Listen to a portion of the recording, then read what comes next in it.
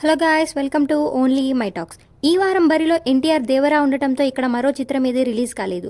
కొన్ని సినిమాలు ఈ డేట్ ఫిక్స్ చేసుకున్న దేవరా ఎంట్రీతో వెనక్కి తగ్గాయి. కానీ ఒక డబ్బింగ్ మూవీ మాత్రం టాలీవుడ్లో దేవరాతో పోటీ పడేందుకు సిద్ధమైంది. అదే సత్యం సుందరం. తమిళ స్టార్ హీరోలు కార్తీ, అరవింద్ స్వామి కలిసి నటించిన ఈ చిత్రానికి సెన్సిబుల్ డైరెక్టర్ ప్రేమ్ కుమార్ దర్శకత్వం వహించారు. ఇప్పటికే విడుదలైన ట్రైలర్ సినిమాపై మంచి హైప్ క్రియేట్ చేశాయి. భారీ అంచనాల మధ్య సెప్టెంబర్ 28న ఈ చిత్రం ప్రేక్షకుల ముందుకు రాబోతుంది. ఈ నేపథ్యంలో తాజాగా మీడియా కోసం స్పెషల్ ప్రివ్యూ వేశారు. మరి సినిమా ఎలా ఉందో రివ్యూలో చూద్దాం. ఈ కథ 1996-2018 మధ్యకాలంలో సాగుతుంది.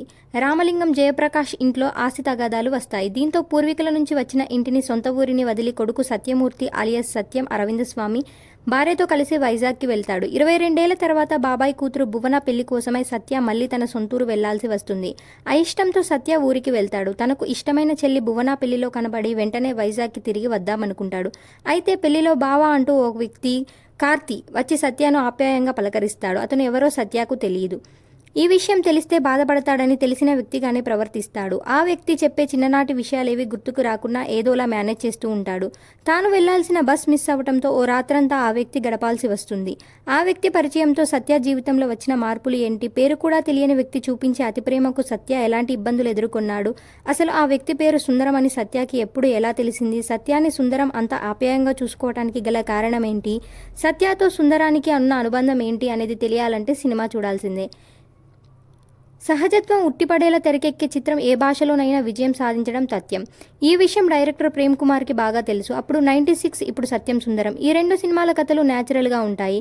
హీరో పాత్ర మన చుట్టూ ఉండే ఓ వ్యక్తిలాగానో లేదా మనలోని చూసుకునేలా ఉంటుంది. 96 సినిమా మాదిరి సత్యం సుందరం కథ కూడా చాలా చిన్నది. అందరికీ చూసిన కథ అయినా కూడా తనదైన స్క్రీన్ ప్లేతో ఎక్కడా బోర్ కొట్టకుండా కథనాన్ని నడిపించాడు.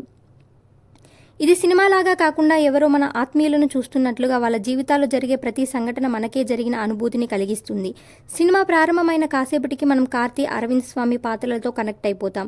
వారిద్దరి మధ్య వచ్చే సంభాషణలు, సన్నివేశనాలన్నీ మన ఇంట్లోనో లేదా మనకు తెలిసిన వాళ్ళ ఇంట్లోనో జరిగినట్లుగా అనిపిస్తుంది. ఇద్దరు కలిసి కొన్ని చోట్ల నవ్విస్తారు, మరికొన్ని చోట్ల ఏడిపిస్తారు.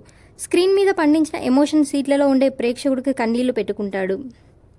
వాళ్ళు చెప్పుకునే చిన్ననాటి ముచ్చట్లు మన బాల్యాన్ని గుర్తు చేస్తాయి. ఇక సత్య తన చెల్లి భువనాకు పట్టీలు పెట్టే సీన్ అయితే గుండెను బరువెక్కిస్తుంది. అతి ప్రేమను చూపించే వ్యక్తి పేరు తెలియక సత్య పడే బాధను చూసి మనకు కన్నీళ్లు వస్తాయి. సుందరం అమాయకత్వం, మంచితనం చూసి నవ్వుతూనే మనలోని ఇలాంటి మంచి లక్షణాలు ఉన్నాయా లేదా అని వెతుక్కుంటాం. వాళ్ళిద్దరూ కలిసి మందేస్తే మత్తు మనకెక్కుతుంది. సైకిల్ సీన్ చూసి మనకు తెలియకుండానే కళ్ళు తడిసిపోతాయి. స్టార్టింగ్ నుంచి ఎండింగ్ వరకు కార్తీ, అరవింద్ స్వామి పాత్రలతో ప్రేక్షకుడు ప్రయాణం అయ్యేలా చేయడం దర్శకుడు 100% సక్సెస్ అయ్యాడు.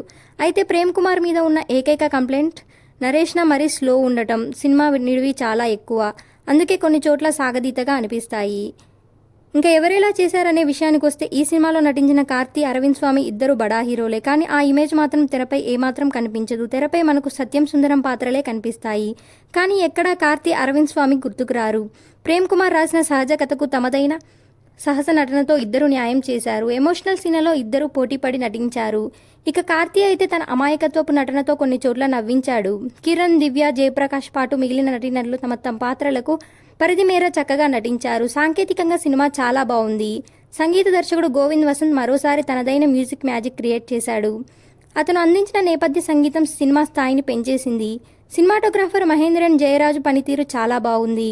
ప్రతి ఫ్రేమ్ను తెరపై చాలా అందంగా చూపించాడు. ఎడిటింగ్ పర్వాలేదు. నిర్మాత విలువలు బాగున్నాయి. రేటింగ్ విషయానికి వస్తే 3.25. ఇలాంటి అప్డేట్స్ కోసం please subscribe only my talks.